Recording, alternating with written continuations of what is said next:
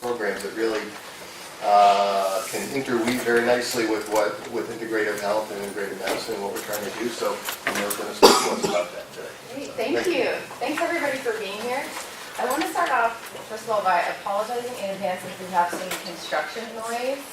I don't know if anybody's noticed it yet, but I've noticed a little bit, and they're on the roof, and we don't know how to communicate with them. So we're sort of just like hoping that it won't be that loud. So I wanted to start off with just giving a super brief history of how I came into the OT world. I was actually, it's a second career. I started off as a dancer and a yoga instructor, and found OT to be one of the most holistic health professions that I could find. So that's what attracted me to it. I'm faculty here, and I'm also director of our faculty practice. So you'll hear a lot more about that in a moment. And then I just wanted to reintroduce our other faculty here, Dr. Mercedes and Dr. Morikawa, who are faculty at the hospital. So we're going to hear a little bit about both sites. So here's our overview for today. Some definitions, what we're doing, and then what kind of clinical outcomes we're collecting and what we want to do. So first off, I wanted to start off with what is occupational therapy. It's a very confusing word. Sounds like it's your job or something like that. I had no idea what it was before I started researching it. So it's what we do, it's how we occupy our time, how we engage in activities. And how all of these activities, what we do every day, the minutiae, affects our biopsychosocial health. Sorry about that. I did not know I was going to do that. So the goal of OT, engage individuals in activities in order to increase quality of life and promote health and independence. And these photos start to give you a range of our breadth and our scope of practice. Here are the main practice areas. In our division here, this building is where our academic division is, where we teach our students. We actually have specialized immersion courses in most of these practice areas. So children, youth, health and wellness, mental health, actually all of these. And then we also have specialized lines of study where our students can specialize in these.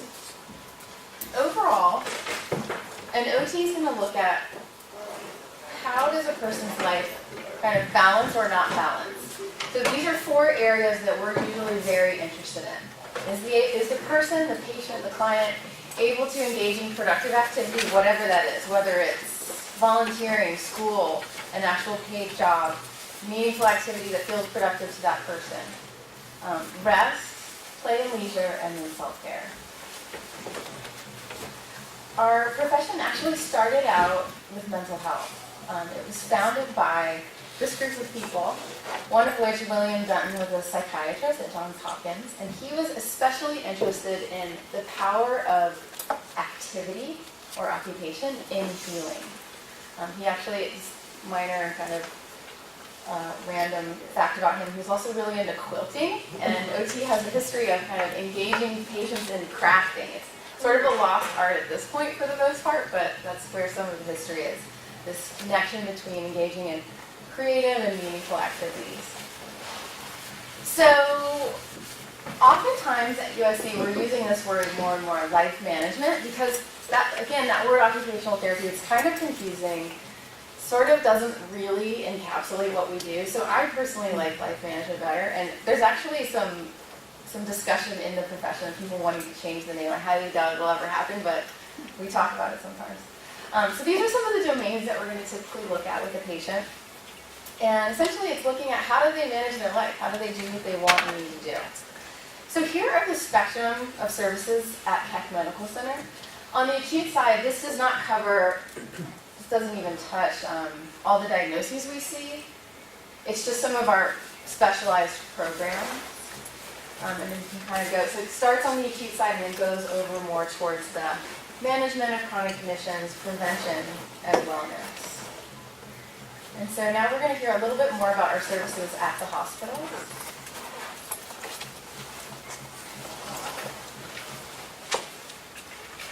Hi everyone. So So as we all may know, that acute care time can be a really disempowering experience for patients. They're receiving unexpected diagnoses, they have disruptions to their life roles, their sleep cycle, their activity routines, everything is very out of their control, including their environment. So as occupational therapists, one of our primary goals in acute care is to help patients achieve a maximum level of independence and participation in activities that they find meaningful through their overall illness process. This is the person-environment-occupation model. This is commonly used to, it's frequently used in occupational science literature to demonstrate that human nature is dynamic and there are multiple factors that come together impacting how a person participates in their daily routine. And in developing programs at the hospital, we very much try to take into consideration all these components, both in the inpatient side and the outpatient side.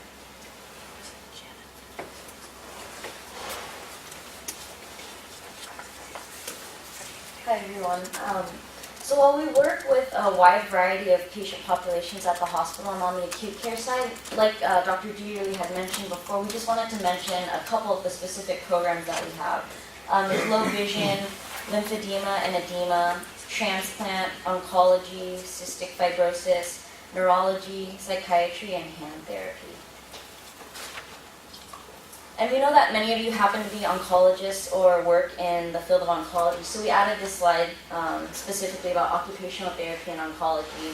And this particular area is just one that we found that focusing on the psychosocial factors and life management while the patients are inpatient has just really been effective and beneficial.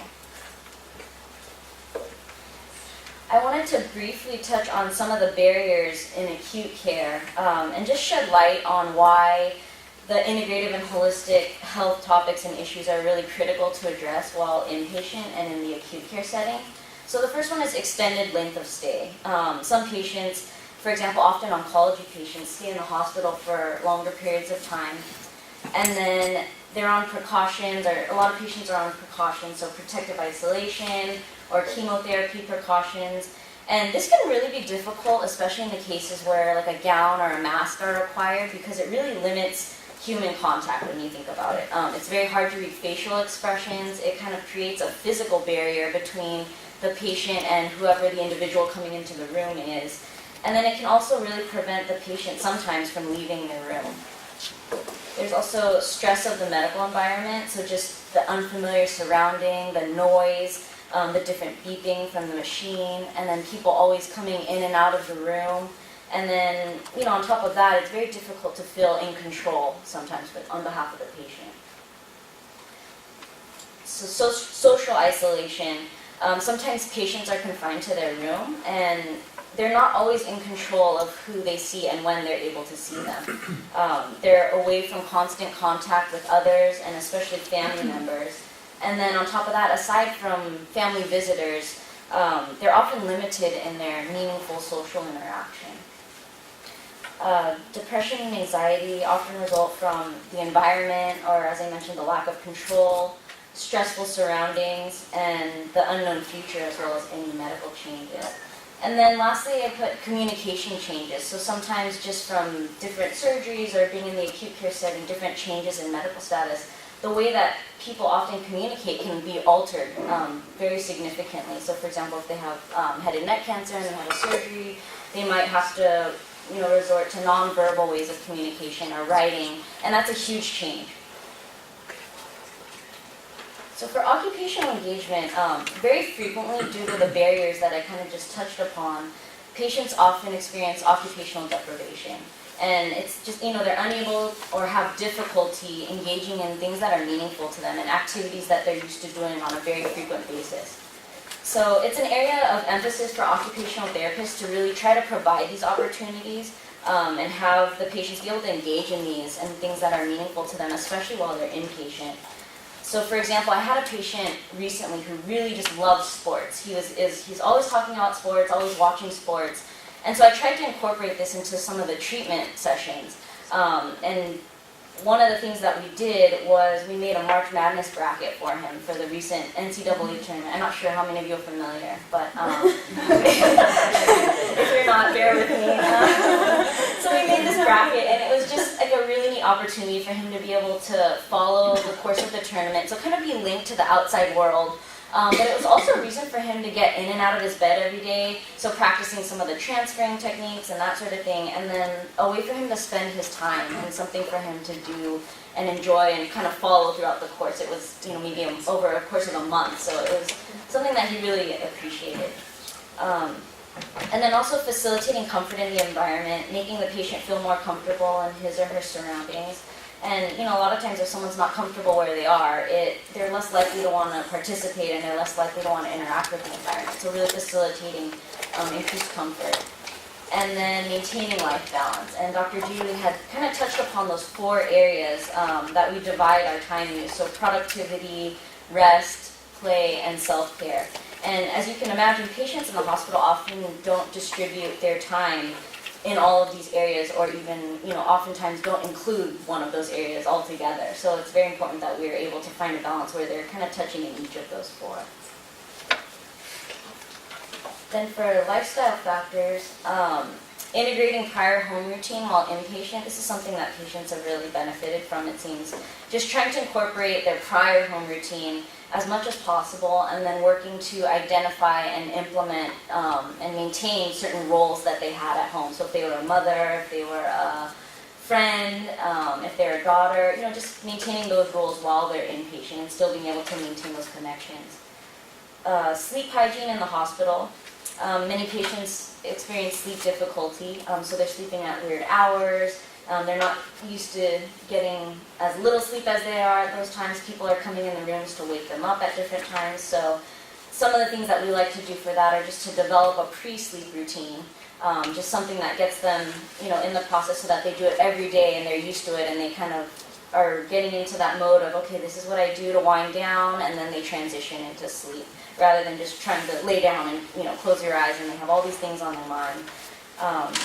And then also, exploring relaxation strategies that can help with the sleep environment and with the sleep hygiene while inpatient. Stress management and coping strategies. We work to identify specific stressors and even trends in the stress. So are they stressed at a particular time of the day? Do certain things trigger a stressful mindset? And then implementing strategies to combat the stress. So these could be things like relaxation, deep breathing, progressive muscle relaxation, and then also using occupation or those preferred activities as a means of coping with stress. And then lastly is fatigue management and energy conservation. So kind of implementing those while inpatient also, so that they're spacing their different activities throughout the day as well as throughout the week, and prioritizing, and then able to more manage their fatigue as the day goes on.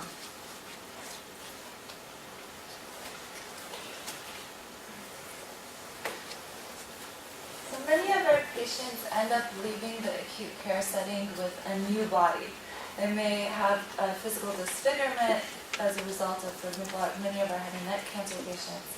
And typically, as we're addressing self-care, we're frequently the first person to show them a mirror. So we try to use that as an opportunity to open discussion about appearance, engaging in your environment, social interactions, and any concerns they may have. We also try to address, for example, integrating new components such as trach management and G-tube management, all these things that we send patients home with that are now part of their daily routines. And we try to start this on the inpatient side so that once we follow through with patients in outpatient therapy, that we're really able to make sure we're helping patients reintegrate into the community as best possible.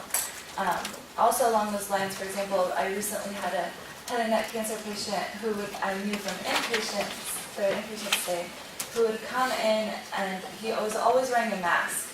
And I asked him, are you wearing this mask because you're uncomfortable with people seeing how you look, or what is your rationale for covering your face when you're going out? And he explained to me that he's actually comfortable with it, but it's his family who is uncomfortable with it. His wife is embarrassed to go to church and answer questions about his illness. So we encouraged his wife to actually come to his therapy sessions and we tried to involve the entire family in his process so that they had a better appreciation of everything he's experiencing and all the improvements that he's actually making in therapy. In addition to that, we may do things, for example, in the inpatient side, where we take patients outside of their hospital room. We'll take them outside to interact in a different type of environment where we can see how they feel, things that cause anxiety, and better address those in those circumstances. And so caregiver training, connecting patients to support networks, attending support group sessions with patients for the first couple times. We try to really take into perspective the all the social components impacting the patient's participation in their community and creating a new normal routine for them. We wanted to include a couple of the assessment tools that we're currently using with different populations. This is just an example of a couple of populations that we're collecting data for at this time, and most of the data we're collecting is in the form of qualitative case studies where we're combining the results of these questionnaires with our standard evaluation and functional assessments. And we're basically trying to compare results from inpatient, the patient's inpatient stay and outpatient stay. And we're looking to collaborate.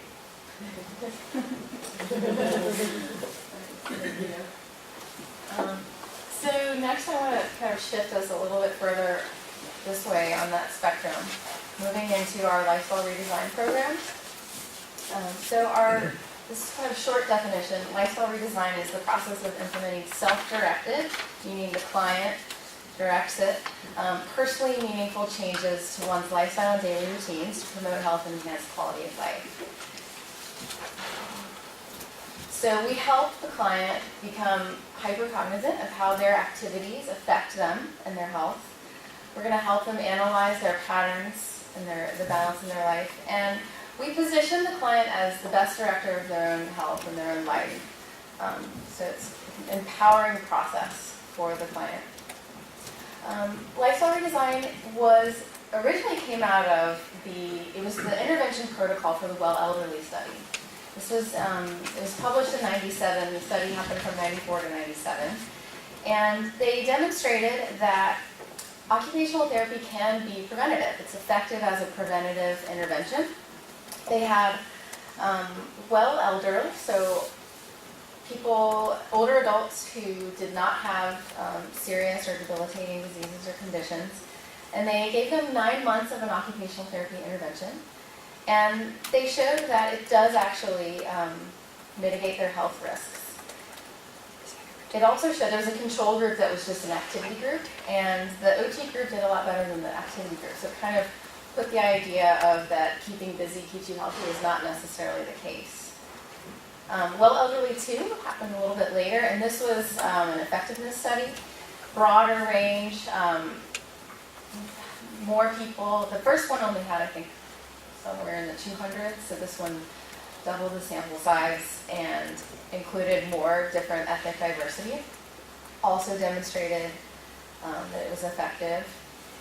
And then since then, we've been applying lifestyle redesign on the research side to other things, and then this is just some examples of major broad topics of some of the funded research happening in our division right now.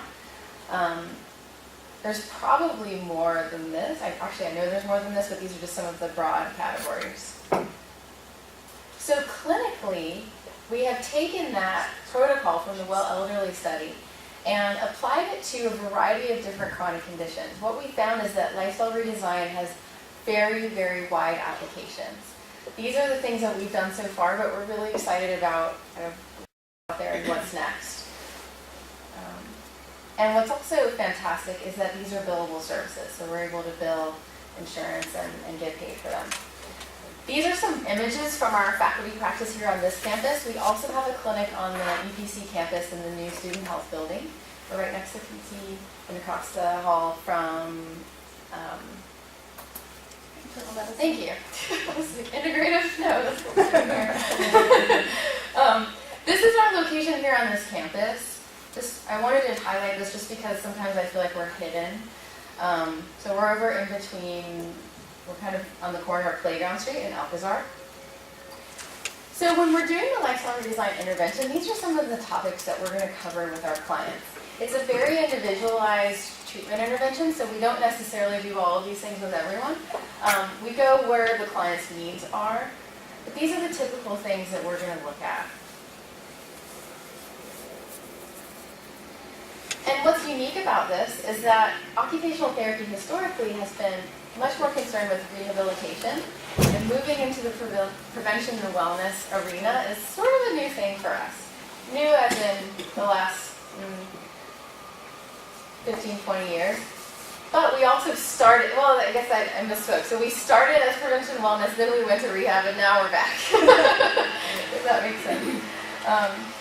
So here are some of the common chronic conditions diagnoses that we see, but we're not necessarily limited to these.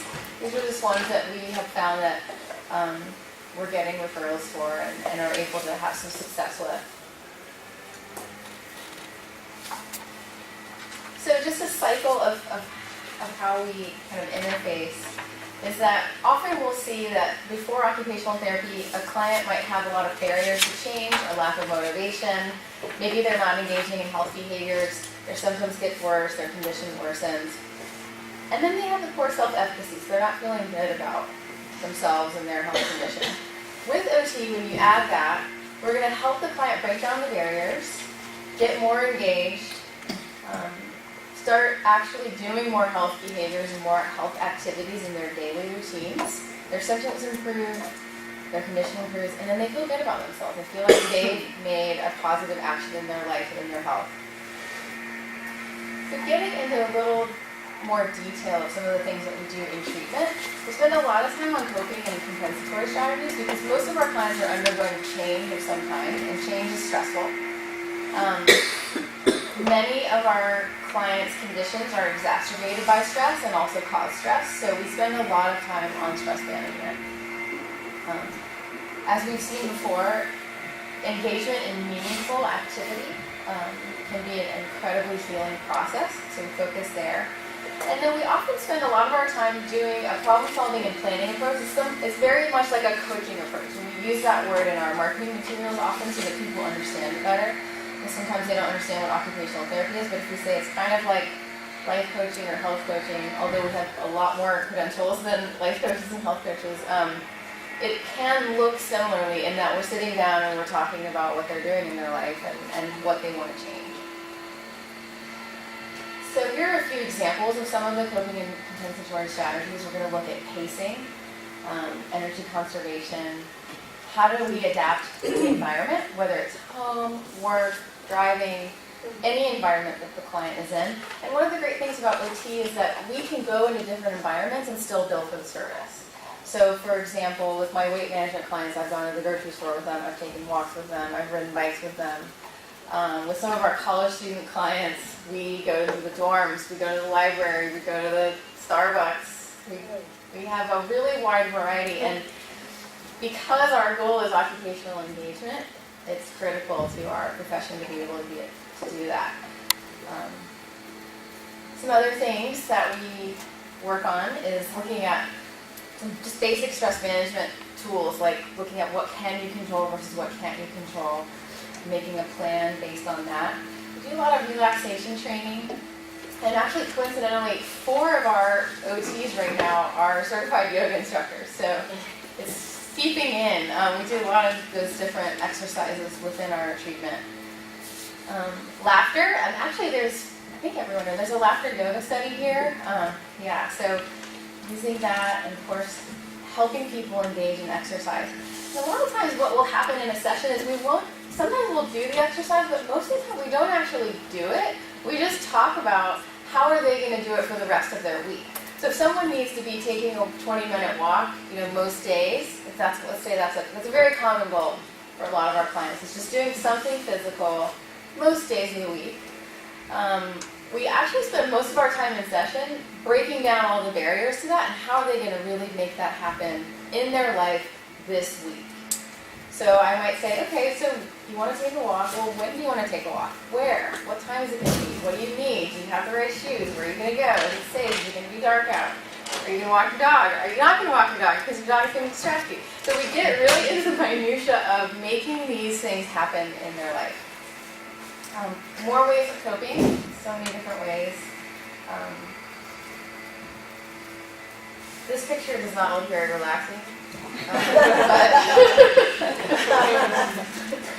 But we also relax, usually. Alright. So the idea with lifestyle redesign is that small, gradual, and also large changes can create very powerful radiating effects. And that when a client sees the relationship between their day-to-day activities and their health, they become much more engaged. So let's look at some of the outcomes that we're measuring. This is a faculty practice. So here's a few of the three kind of main categories of data that we're collecting. Some just typical demographic data. We're using the RAND SF36, which shows kind of health-related quality of life and their ability to function in day-to-day activities. We also added these three questions simply because we spend so much of our treatment time on this time management piece. Like I said, like when are you going to take a walk? How's the walk going to happen? All those things. So we wanted to add some questions of, is this balance really happening? Are you making that time for yourself? Do you have the time for healthy lifestyle choices? Because we think that that's where, we don't know yet, but we think that's where a lot of the success may be coming from. In our weight management program, specifically, we're looking at things like how many sessions, we've got group and individual, does that make a difference? And then, of course, these biomeasures, we use a body composition scale.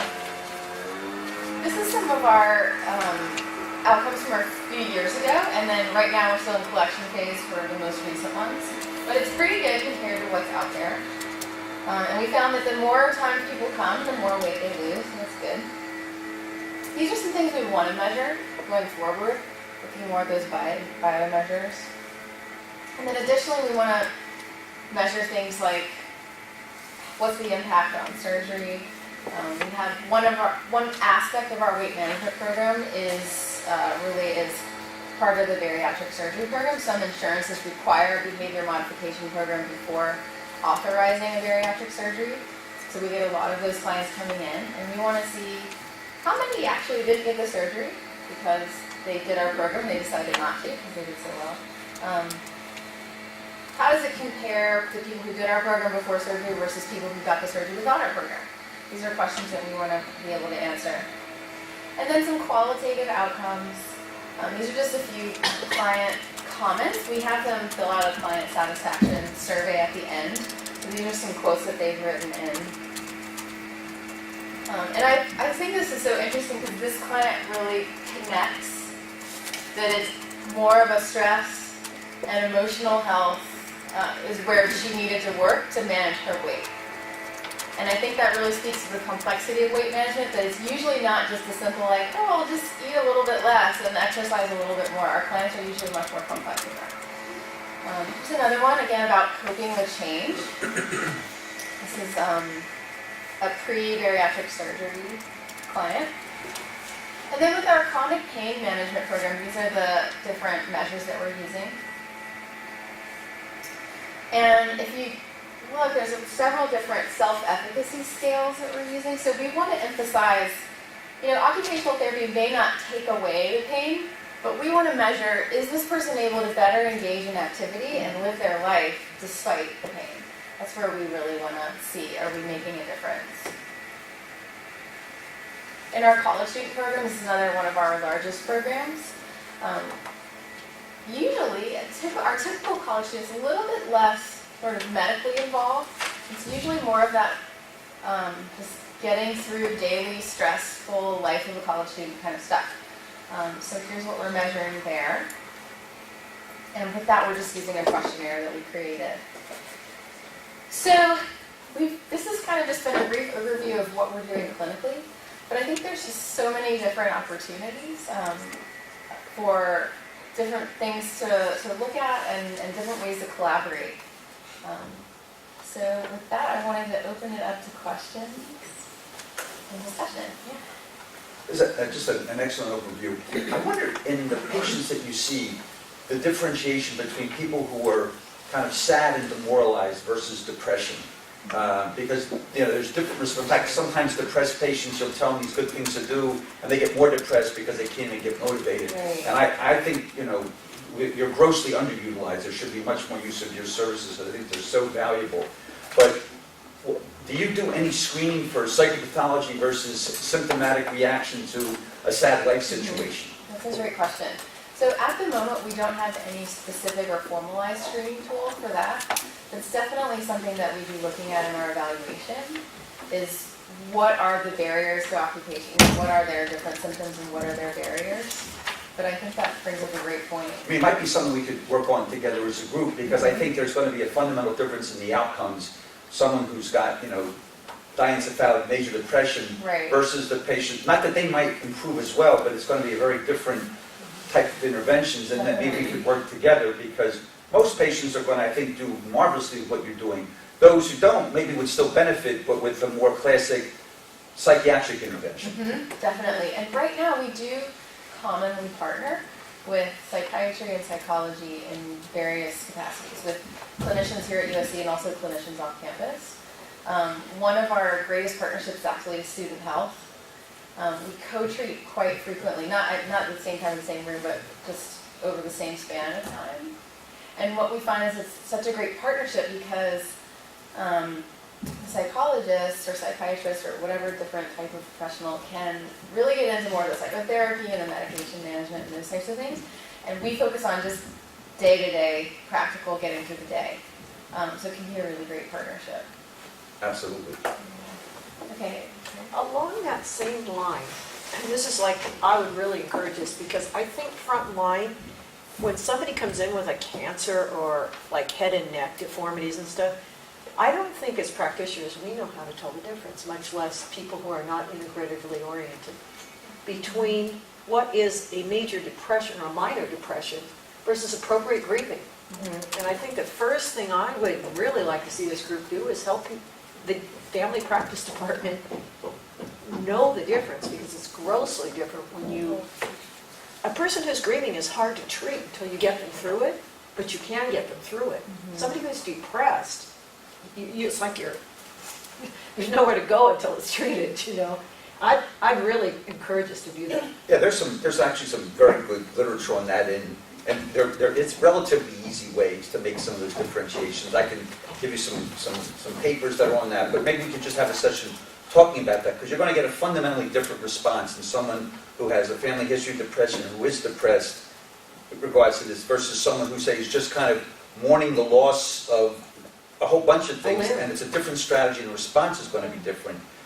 One might benefit greatly from pharmacotherapy, one's probably just going to get side effects from it. So I think that's a really important early on differentiation to make in developing the most appropriate treatment intervention. Thank you. So I want to, there's so many things I could ask you about. It's a great one. I have like 20 things on my napkin. Well, I would use a computer if it was 10% power. I was like, I should have plugged it in before you got started. In terms of collaborative research opportunities, because that's really what we're trying to do. So you guys have a great infrastructure. So one thing is, as a endocrinologist, is very clear with your obesity and diabetes lifestyle design. We're in the same building, with the Childhood Obesity Research Center and the Diabetes Obesity Research Institute. And Joyce Ritchie's getting the lab fired up, so things like insulin, glucose, salivary cortisols, we have all sorts of stuff that we could, talk about, engaging and collaborating in that way. So adding those sort of quantitative outcomes onto the great work you're doing. And then the second point was, you said you're collecting like the RAND 36 or whatever. How brings up to me the issue of a kind of a standardized database, working with Debu on this a lot. The idea is, can we get an outcomes-based database together that we all sort of collaborate on what are the outcomes we want to measure for integrative health, so that any patient coming to anybody's clinic is getting the same outcomes.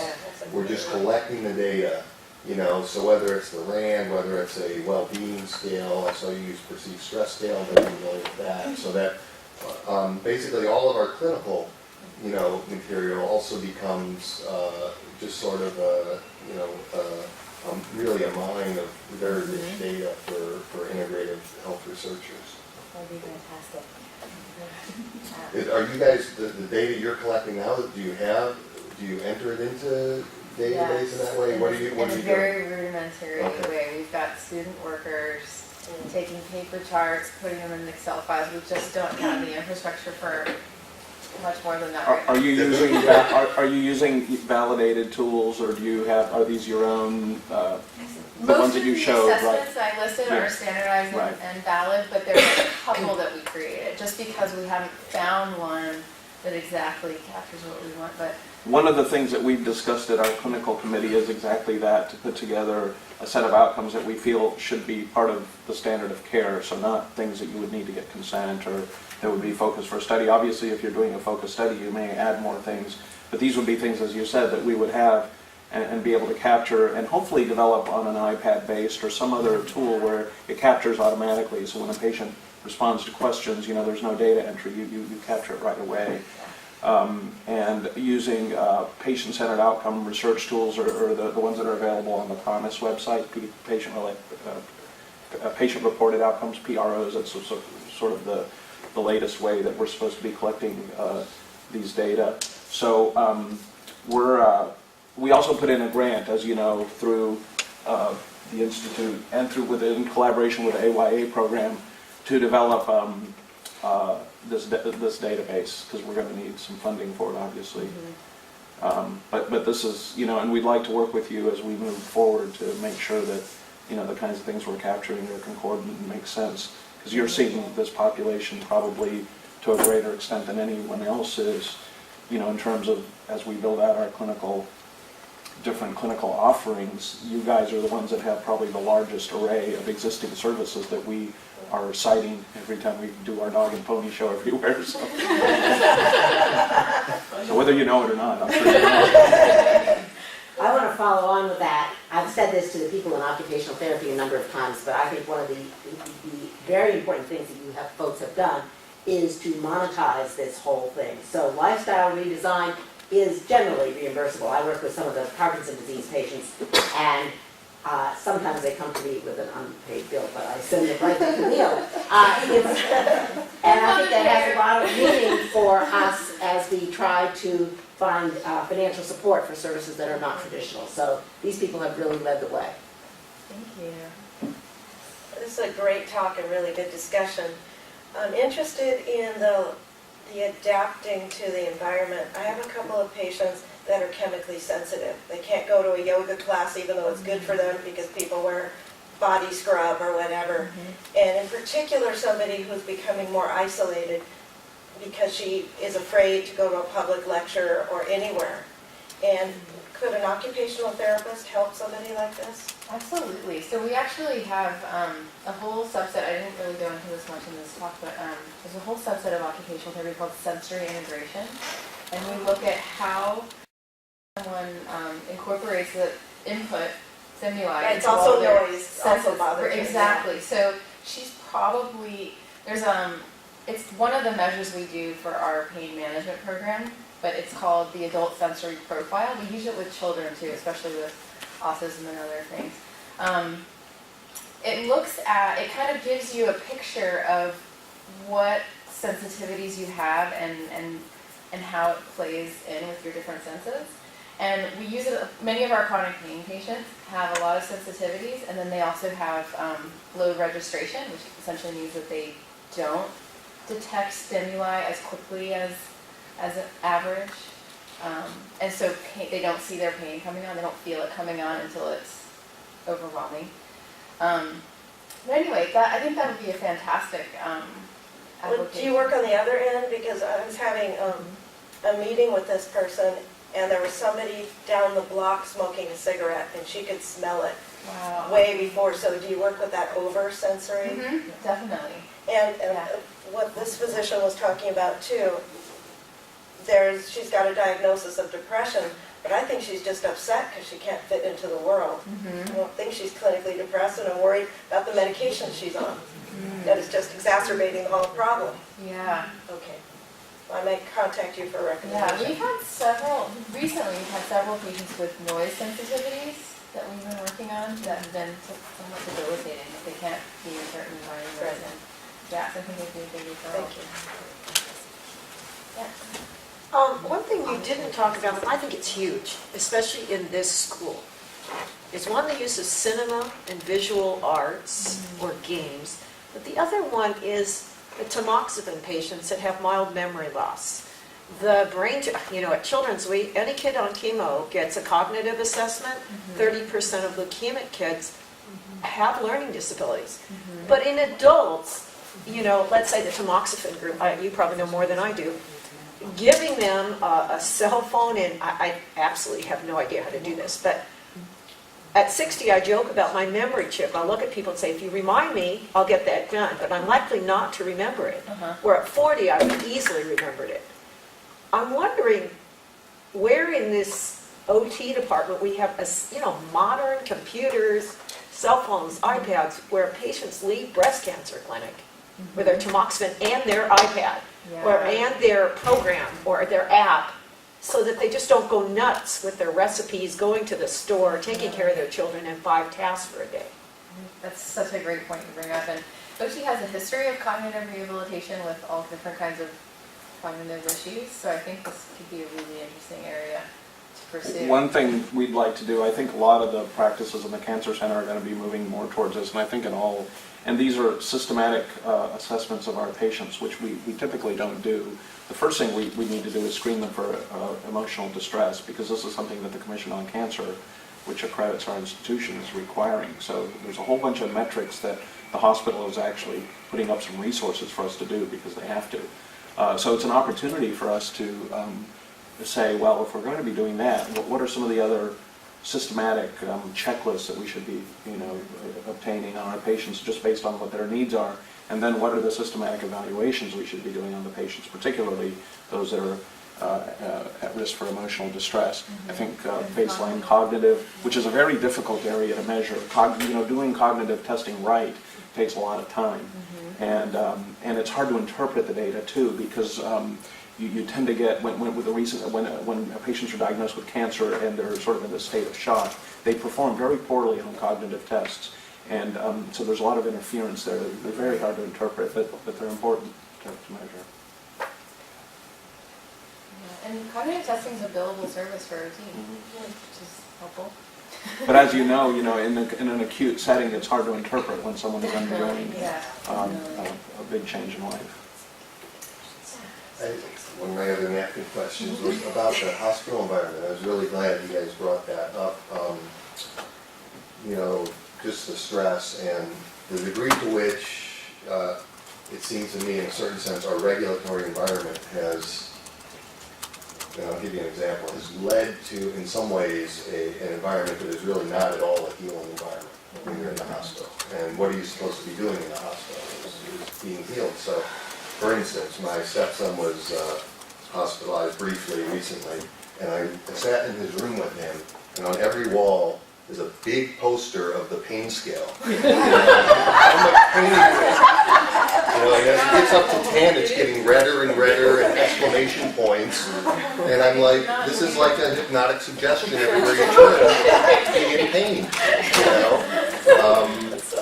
So I'm wondering about the potential for, OT and others maybe to do some environmental alteration type research and outcomes. And, certainly there's literature on just the role of being able to look out and see a tree out the window, and having trees and greenery. Yeah. So that was the other point. So just as a comment, and maybe you can comment on it. I think it's a fantastic idea. Absolutely. A lot of times too with oncology patients, one of the first things that we do when we go in the room is kind of collaborate with them on their home life and what sort of things they're interested in, and then actually listing different items that they can bring from home, if it's possible, with given precautions. Different items that they can bring or a family member can bring, and then actually putting them up in the room. So it just makes it a little bit more comfortable rather than, like you said, the pain scale on every wall. So just having like pictures, or some people bring like a personal blanket, or different things like that. So that's something that we're trying to incorporate.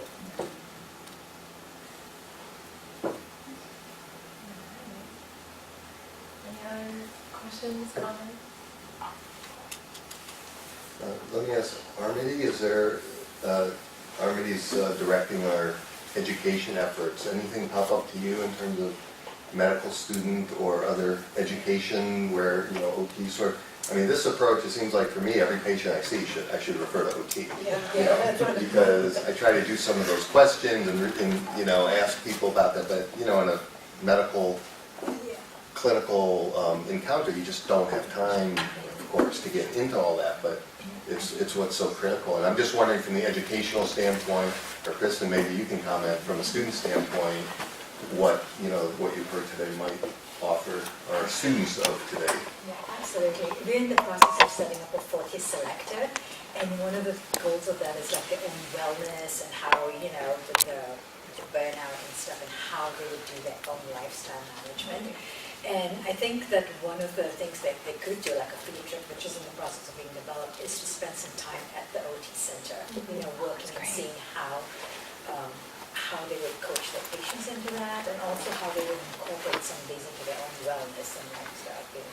So I think there's great potential for collaboration. And then in the second year, maybe if they can start even earlier, you can start incorporating some of these wellness techniques into exercise and meditation and relaxation and stress management, which is a big thing in the clinical years, into their lifestyle. So I think that would be a great potential in collaboration.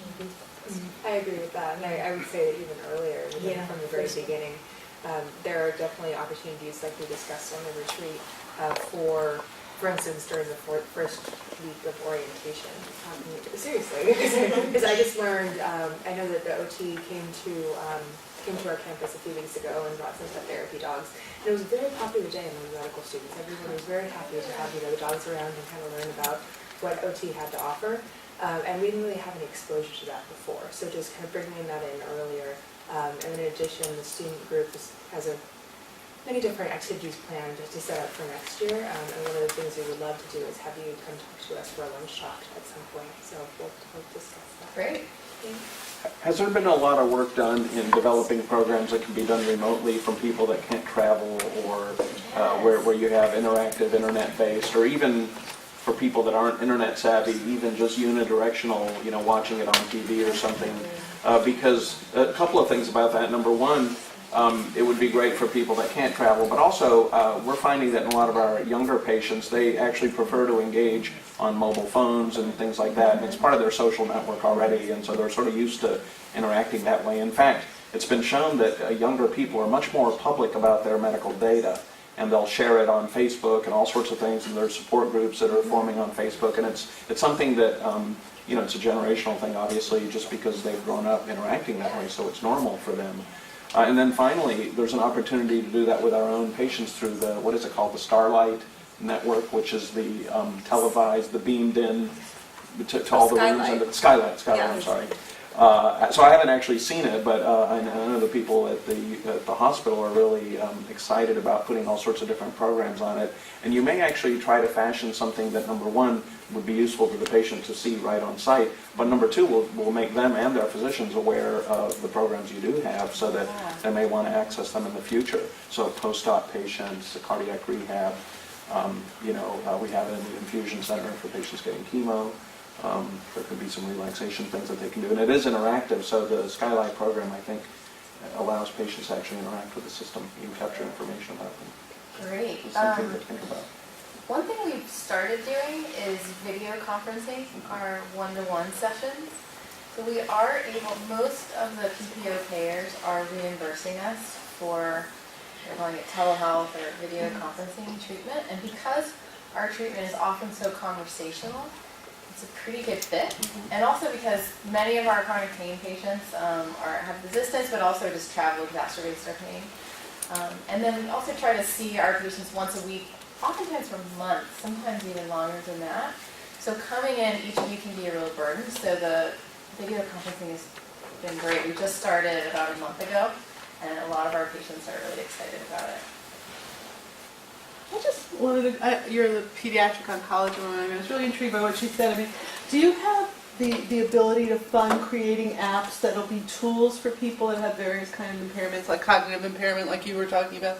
Because that seems I'm a to be- general pediatrician, I'm not an oncologist. Oh, I'm sorry, It's I just- didn't, I thought It you were. applies to, no, but I mean, Yeah. it applies to oncology, but it also Yeah. applies To to everything, yeah. a lot of disciplines. But it seems to me if you can give people an app that they can stick on their phone, I mean, every time I park, I send myself an email where I'm parking because I can never remember, you know, and do you get funding for that to be able to develop something like that, a tool that, I mean, because you kind of set me back when you said you're doing your database in Excel, and I'm like wondering how, you know, how much technical funding you need. Yeah. So, well, the reason why, like, our database is so rudimentary is because we're a clinical, this is a clinical side. Right. So our research division, we have tons of faculty that are specifically focused on research and they're doing multi-million-dollar studies. But clinically, as a faculty practice, we just have not even tried to raise funding. We're just kind of been working on clinical treatment. Are your researchers developing these kind of tools that people can use as kind of everyday tools, you know, that are I think so. I mean, here at the division, device-based? not necessarily right at this moment, but in general, OT, do you want to speak to that at all, John? That's So one of our researchers here in the division.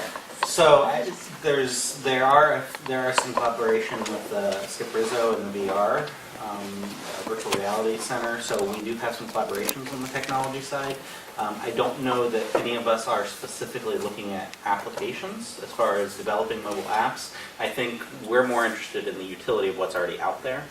So there are millions of apps that are available out there, and so it's finding those apps that are the best. And I think that it's, you know, our time is better spent not developing the app itself, but actually finding tools and developing tools and ways of using different types of things. So what tools are you using? So, you know, I'm not doing cognitive research, and I don't know that we have anybody specifically that's focused on cognitive research in our division here. There are some clinical folks, I think at Rancho maybe, that are doing some of that stuff. So, you know, it's more about, you know, us and trying to find ways that we can incorporate what we're doing. And, you know, for occupational therapy, it's all about what can we do to help the individual. And so it's more about the process of what we're doing than it is about the app specifically. So we're not focused that way, but certainly that's something that, you know, I'm sure that if we had the right individuals, we'd be interested in looking at. We do have one postdoc, one postdoc that's looking more specifically at gaming with populations that are more like on the neuro side, but she looks at not apps, but using the Connect system and developing gaming to help the patient with balance, with bilateral integration. I mean, there are lots of applications for that, and she works with a gaming company to develop. Everybody's doing games, but I don't know anybody who's doing apps that just help you get through daily life. We have a list of apps there's that a we lot use. of apps out Yeah, because there's a ton out there. Yeah, there's a We ton have- out there. Yeah, and we have resources for patients where we have lists of applications that they can put on their phone or things that would work for them. There is a Remember Where I Was app. Yeah, I'm just. I think the way we try to come at it, yeah, the way we need to try to come at it is what's going to be helpful for the individual. And developing one app may not be helpful to every single individual out there.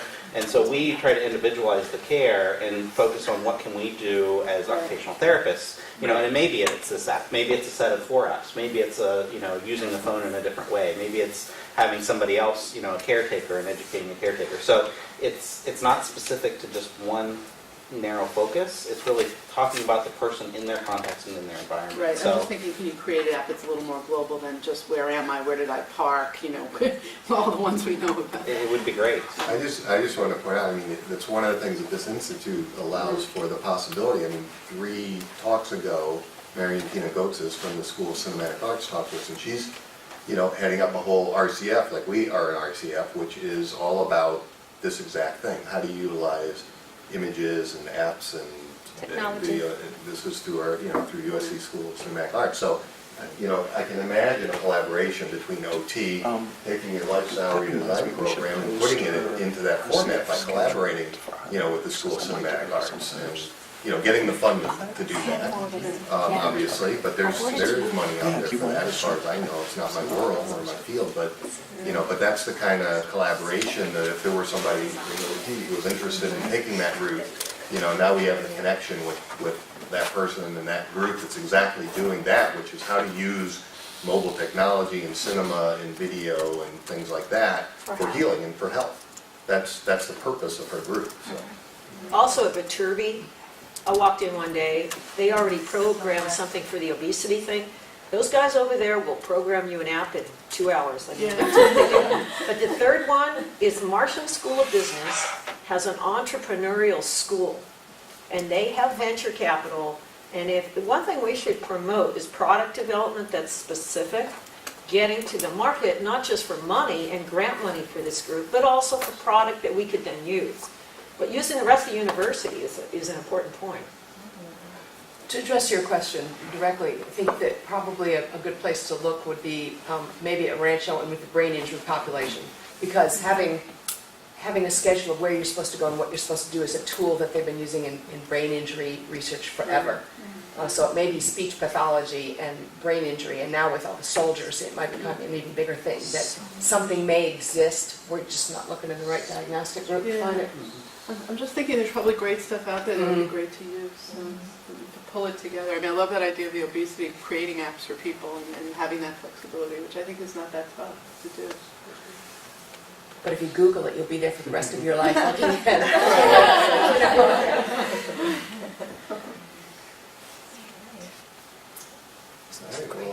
Thank you, Camille.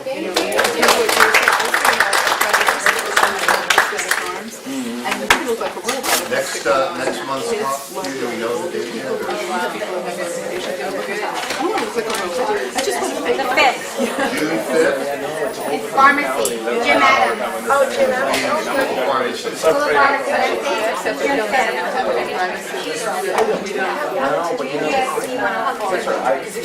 Family medicine.